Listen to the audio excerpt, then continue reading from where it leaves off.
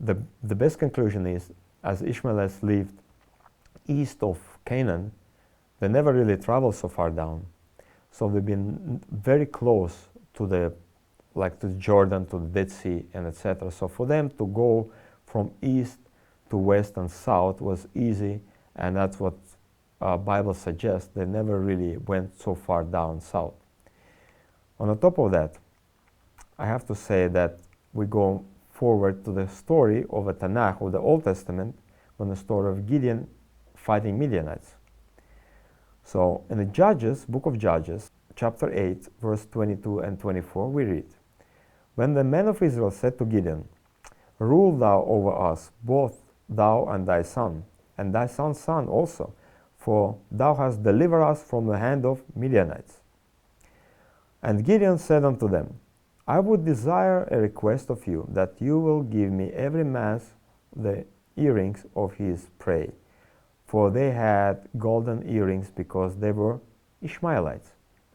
So now we're talking about 100 years after event, what happened with Joseph. We have Gideon fighting Midianites, who are in fact Ishmaelites. And he's fighting them in the same area, geographical location, when Joseph was purchased by Ishmaelites centuries later. So that gives us idea that really Ishmaelites, descendants of Ishmael, used to live east from Canaan, not really so far south in Mecca, because that's too far. We're talking about 1,350 kilometers from the area when all the events, according to the Bible, to the Old Testament, or to the Torah, took place.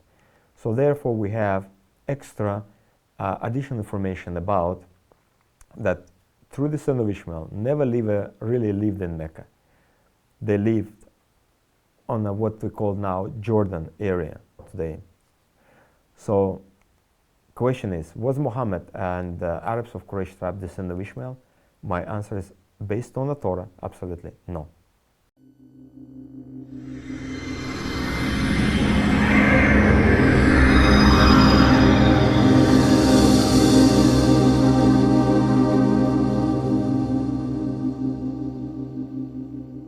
And now let us talk about the most important subject. How Muhammad received his revelation. Who helped him to accept Islam? How the Islam started? So then I have to say in the front that Muhammad was right. And that was I called my booklet. So we have to go and find out the origin of Quranic revelation. And we have to go and read from Hadith, Sahih Bukhari. And it's volume 1, book 1, number 3, narrated Aisha.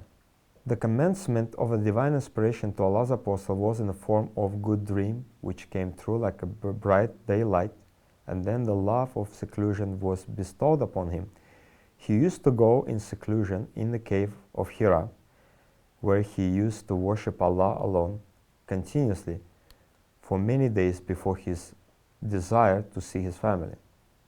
Suddenly the truth descended upon him while he was in the cave of Hira. The angel came to him and asked him to read. The prophet replied, I don't know how to read. The prophet added, the angel caught me forcefully and pressed me so hard that I could not bear it anymore. He then released me and again asked me to read, and I replied, I don't know how to read. Therefore he caught me again and pressed me a second time till I could not bear it anymore. He then released me and again asked me to read, but I reply again, I don't know how to read, or what shall I read? Therefore he caught me for the third time and pressed me and then released me and said, read in the name of your Lord, who has created all that exists, has created man from a cloth. Read, and your Lord is the most generous. And the most important, we have to see a reaction of Muhammad. Then Allah's apostle returned with the inspiration and with his heart beating severely. Then he went to Khadija, which is his wife, and said, cover me, cover me. They covered him till his fear was over. And after that, he told her everything that had happened and said, I fear that something might happen to me. Let us see what happened. Muhammad was alone at night in the cave. Suddenly, somebody appeared to him, dark figure, big figure, asked him to read. He said, I don't know what to read. And this figure pressed him so hard 3 times. The Prophet of Islam said, I couldn't even bear it anymore. Then they released him eventually, and he said, read in the name of your Lord, and disappeared. And the reaction of Muhammad were very natural. He ran away in fear. And after he came to his wife, he said, cover me. After minutes or maybe who knows how long it took him to recover, he said to Khadija, after he explained his situation, the meeting, he said, I fear that something might happen to me. What did he mean like that? I fear that the same demon who visited me in the cave, he will come again, and it will be worse. And listen how Khadija, wife, replied. And it's a good example for all good wives who will deal with their husbands. She said, Khadija replied this way, never, by Allah, Allah will never disgrace you.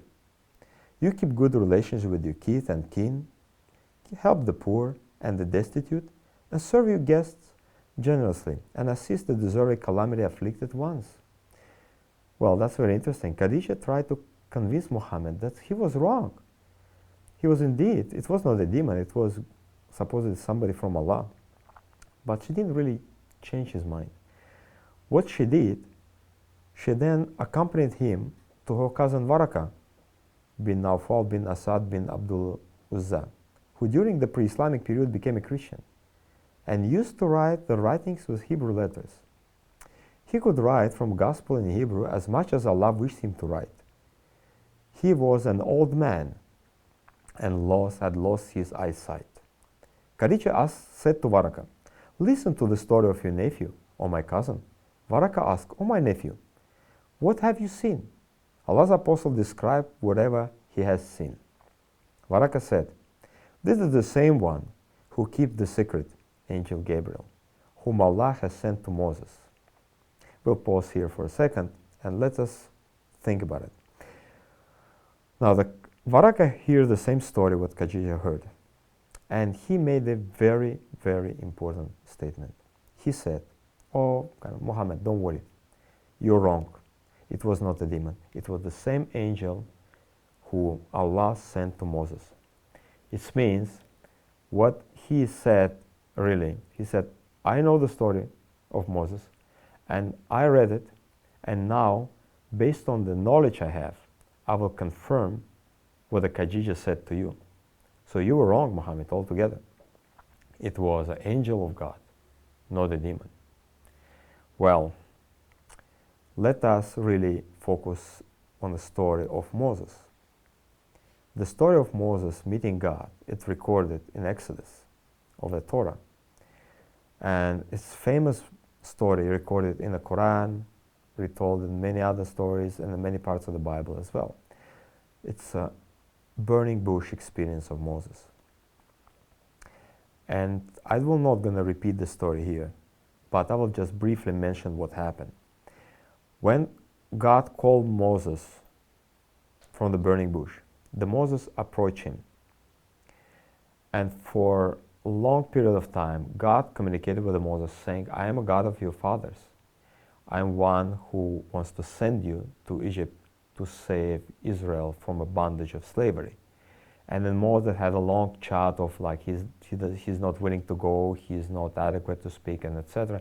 Eventually God showed him the signs of leprosy hand, and the staff became a snake and turned back to the staff. And Moses agreed. And as he went, he met with Aaron, convinced Aaron, and Aaron and Moses went to Egypt, and Aaron now speaking for the Moses, showing signs and wonders, and convinced elders of Israel. Now let us compare two stories. Of story of Muhammad visited by Spirit, and the story of Moses meeting with God.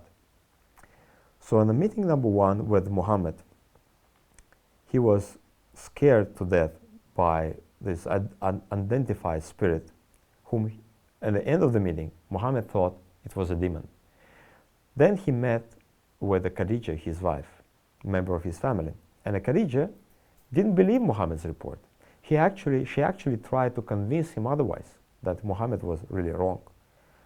But she didn't accomplish that very well. So she went and brought him to the Waraka, to a learned scholar, so to speak.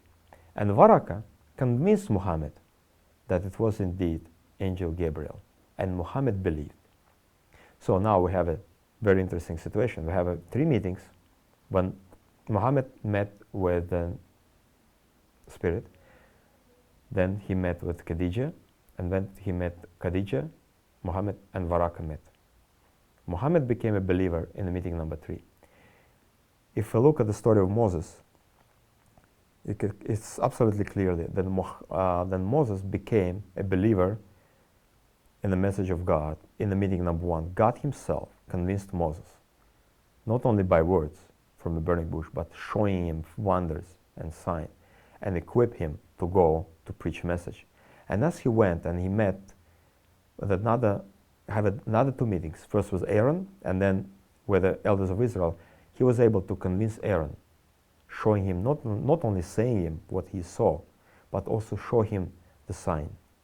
And then Aaron was convinced and went and spoke before elders of Israel, and he convinced them as well. So as we could see, whatever Waraka said, it's wrong, because the story of Moses cannot be compared to be identical with the story of Muhammad. They're actually opposite. So therefore I have to conclude that it was Waraka I could correctly name to be a founder of Islam. Without Waraka making such a great mistake, comparing the story of Moses and burning bush with the story of Muhammad and a demon, then Muhammad probably will never believe in Islam, and we're still going to have Quran in our possession. But because Waraka made a mistake, or he was deliberately convincing Muhammad of something else, now we have a situation when entire Islam was born, and now 1.6 billion Muslims at least on this planet thinking this is a message from God.